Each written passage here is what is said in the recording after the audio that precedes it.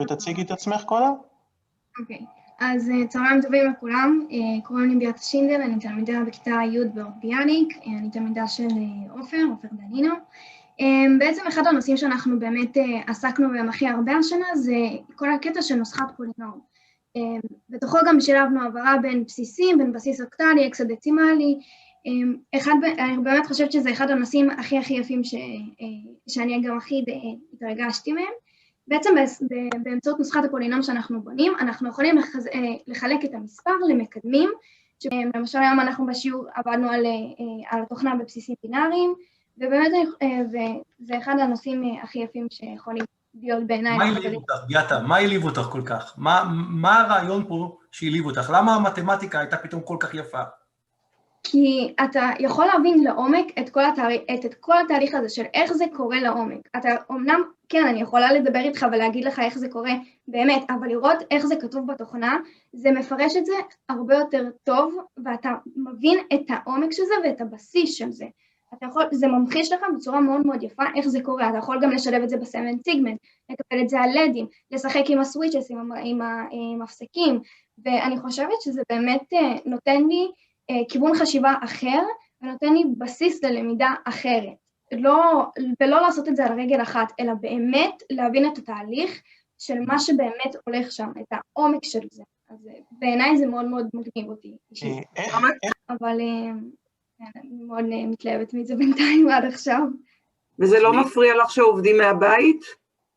לא, אני חושבת שעם כל הקדמה והטכנולוגיה שיש לנו היום, ועם האמצעים שאנחנו משתמשים בהם, אני חושבת שלי זה הרבה יותר אפילו קל, זה מנגיש לי את החומר בצורה הרבה יותר טובה, למשל עם עופר בשיעורים אנחנו עובדים עם הלאבי, הוא גם כותב לנו, יש לנו אפשרות לכתוב על הלוח שלו, ובאמת להסביר נגיד את התרגילים לעומק, או לצלם את השיעורים, לעשות רקורד, ואחר כך לעבור על זה עוד פעם, ולעשות צילומי מסך, ואני חושבת שזה נותן לי, אני יכולה אחר כך לעבור על זה עוד פעם ועוד פעם עד שאני יותר מבינה את זה, אם אני גם רוצה להבין את זה בצורה קצת שונה, ויש לי גם את התוכנה שאני בונה לבד בבית, אז אני חושבת שבאמת עם כל הקדמה והטכנולוגיה שיש לנו היום, זה דרך מאוד מאוד טובה להנגיש את החומר בעיניי, מאוד טובה. חוץ מהנגשה, ביאטה, האם בלמידה מרחוק יש משהו שאין לנו בבית ספר? זאת אומרת, האם הרגשת משהו, איזשהו יתרון אצלנו? את האמת, אני אישית מרגישה מאוד מאוד נוח לעבוד מהבית. אני לא מרגישה שזה שונה בכלל, כי היחס בין המורה לתלמיד בעיניי הוא עדיין אותו יחס. זה לא שאני פחות מבינה בבית ממה שאני מבינה בבית ספר. עופר הוא מאוד מאוד, הוא דואג שכולם באמת יבינו את החומר, הוא מצלם לנו סרטונים כמו שראינו פה, שאנחנו באמת נתן את החומר. זה לא שפשוט זורקים אותנו לקרישים ואומרים לנו תתמודדו לבד, לא, יש סביבה מאוד מאוד חמה וסביבה מאוד מאוד תומכת ומאפשרת ללמוד. זה גם לא שמאכילים אותנו בכפית, כן, זה לא, אני לא רוצה שזה יצטייר ככה. נותנים לנו כלים מאוד מאוד ובסיס מאוד מאוד חזק, שאנחנו נוכל לדעת איך לצמוח ממנו, איך לעשות דברים לבד.